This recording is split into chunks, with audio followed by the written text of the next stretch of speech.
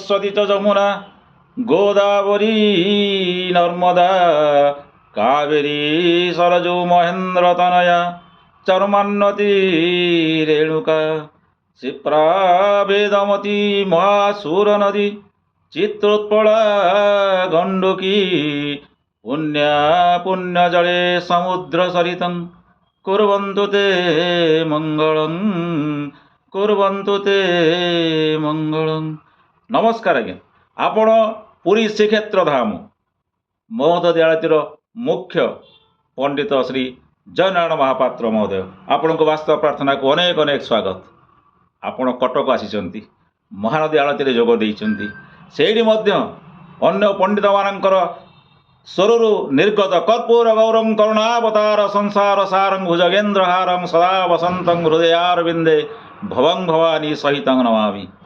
ये मध्य उच्चारण आपण करछन्ति, आपण सुललित कंठरे महानदी आळती करछन्ति, मंत्र भी पाठ करछन्ति। गोटिए रहिबो आमर मन भीतर सन्देह टिके दूर करदेवे जे महानदी आळती, ये जो आळती आळतीर अर्थटा कौन, आळती कहीं करा जाउछि? जय जगन्नाथ। आमर जगन्नाथ पाखे आमर विश्व ब्रह्मांड पाखे अग्नि है मुख्य। आमे ये जो कली जुगरे सूर्य और चंद्र है आमर जीवंत देवता। तो सूर्य हेले अग्नि आउ चंद्र हेले ठंडामय बा ये। तो से हिसाब से अग्नि प्रज्वलन आमर प्रत्येक जिनस प्रथम अग्नि सृष्टि हुए।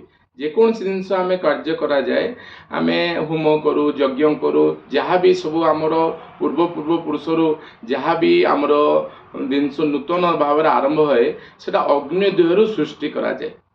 तो अग्नि ही प्रथम। तो से भगवान को पाखे आळती करा जाए। आळतीर महात्म्य यह है जे आमे प्रथमे भगवान को जितेबाला अंधकार चारिआडे थिला, जितेबाला सूर्य उदय हो नथिबे, सेतेबाला आमे भगवान को देखा हेले प्रथमे आमे अग्निर आश्रय नौ। तो अग्नि की आमे डाकिकी अग्निकर द्वारा आमे आरती करूँ। आरतीर करिवार कारण है आमर विज्ञान रे अच्छी आमर जो अग्नि की आमे कर्पूर द्वारा आमर सलिता द्वारा जो आमे अग्नि की आमे डाकुचु अग्नि की डाकिकी आमे आळती करूचु। प्रथमे आमे भगवान मुखमंडल आमे देखुचु। कर्पूर आळती जितेबाला करा जाउची सेतेबाला आमे भगवान मुखमंडल देखुचु जे आळती द्वारा अग्नि की प्रथमे समस्ते देखिले।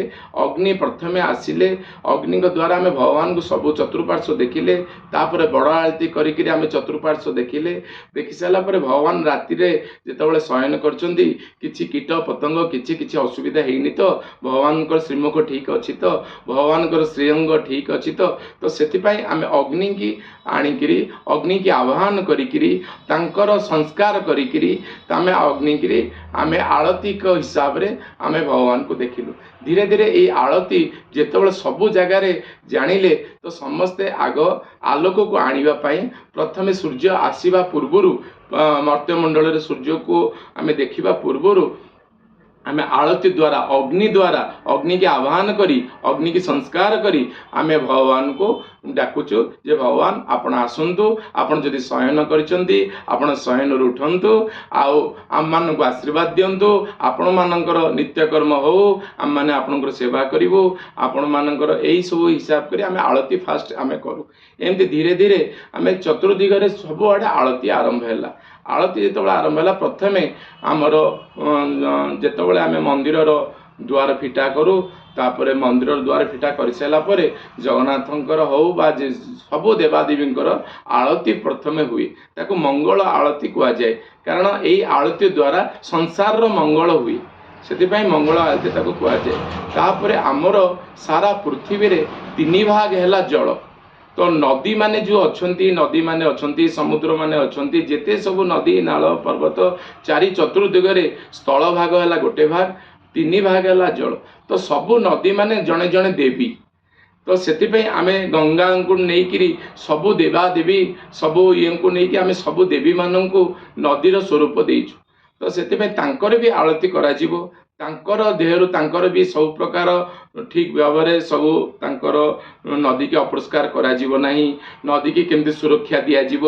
ଆଉ ତାଙ୍କର ପ୍ରକୃତିକି ଯଦି ଆମେ ନଷ୍ଟ କରିବା ତାହେଲେ ପ୍ରକୃତି ଯଦି ଗୋଟେ ଦିନ ଚାହିଁବ ଆମକୁ ସମସ୍ତଙ୍କୁ ନଷ୍ଟ କରିଦେବ, ତାଙ୍କୁ କ୍ଷଣ ମାତ୍ର ସମୟ ଲାଗିବନି। କିନ୍ତୁ ଆମେ ପ୍ରକୃତିକି ରକ୍ଷା କରିବା ପାଇଁ, ସମସ୍ତଙ୍କ ମନରେ ଆଗ୍ରହ ଜାତ କରିବା ପାଇଁ, ସମସ୍ତଙ୍କ ମନରେ ଗୋଟେ ଭକ୍ତି ଭାବ ତିଆରି କରିବା ପାଇଁ ଆମେ ନଦୀମାନଙ୍କୁ ଆଳତି କରୁ ବା ସବୁ ଆଳତିରେ ନଦୀମାନେ ଭଗବାନଙ୍କୁ ଯେମିତି ଆଳତି କରାଯାଏ ତାଙ୍କୁ ମାଙ୍କ ସ୍ୱରୂପ ଦେଇ ନଦୀମାନଙ୍କୁ ଆମେ ସବୁ ପ୍ରକାର ଆଳତି କରୁ।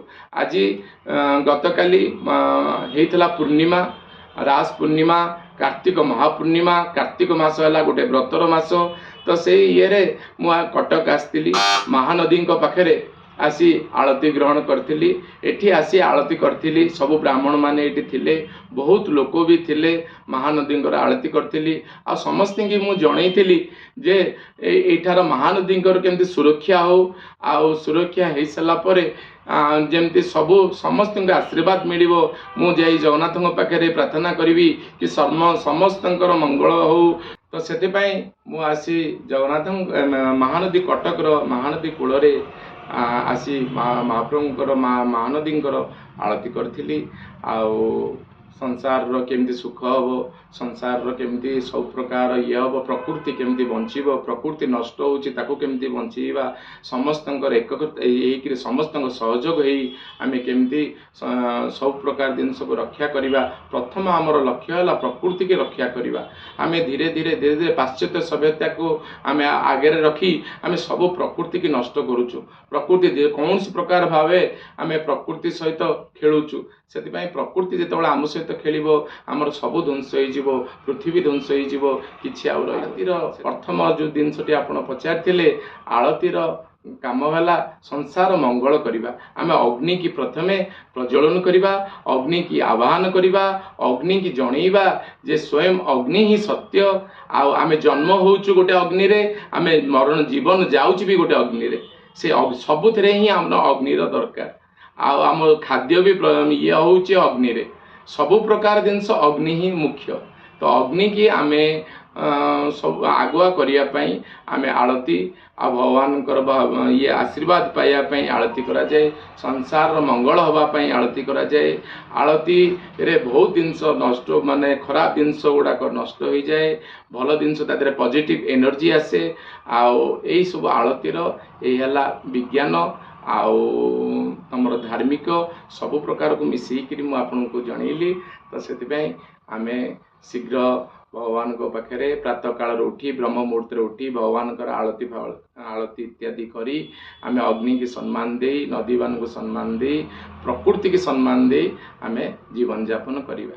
ନିଶ୍ଚୟ ଆମେ ଭଲ ଜାଗାରେ ଯିବା, ଭଲ ରାସ୍ତାରେ ଯିବା। ଜୟ ଜଗନ୍ନାଥ। ଧନ୍ୟବାଦ।